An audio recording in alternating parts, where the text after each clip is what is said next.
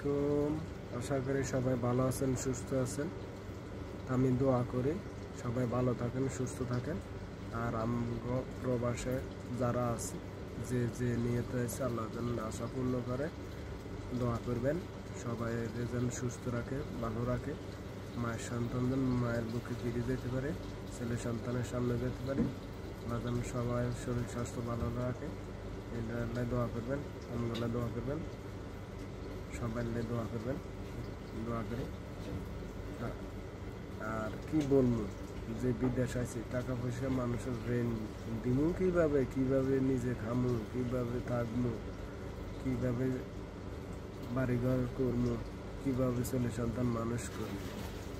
অনেক কষ্টে আছে, অনেক কষ্ট দিন কাটাতে আছে। আমরা প্রবাস আই যে একটা যন্ত্রণা মানে পড়লাম, না হারে থাকতাম, না হারে যাইতাম। আর দেশে গেলে চুরি করলেও অঙ্গ বাদ মিলত না, চুরি করতে না, এই হারান নাই। আর আদম বেয়ারি করতে না, আদম বেয়ারি করলে মানুষের গালি গালা শুনতে হবে, মরি গেলেও মানুষের গেলে, ঠিক আছে। আর আমরা ভিক্ষা করতে না, চোখ সামনে।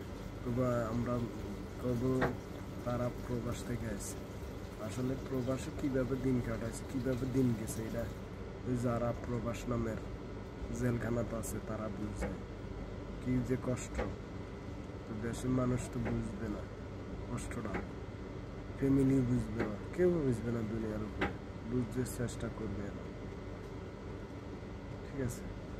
আল্লাহ কবে অভাব অনটন দূর করব, কিভাবে দূর করব, কখনো দেনা মেজা আছে, দেনা পরিশোধ করতে করিনি। দেনা পরিশোধ কিভাবে করবো, কিভাবে ছেলে সন্তান মানুষ করবো, কিভাবে টাকা পয়সা কামাবো, মাথা ধরে না, চিন্তায় বাঁচি না, ঘুম আসে না রাত শুরু। অনেক কষ্ট বুকের মধ্যে চাপা রাখি, এই দুঃখ প্রকাশ করলাম অনলাইনে। আয় কিভাবে ছেলে সন্তান মানুষ করবো, কিভাবে দানা দেবো, কিভাবে খামো, কিভাবে চলবো, হিরমো, ভবিষ্যৎ ভবিষ্যৎ কি,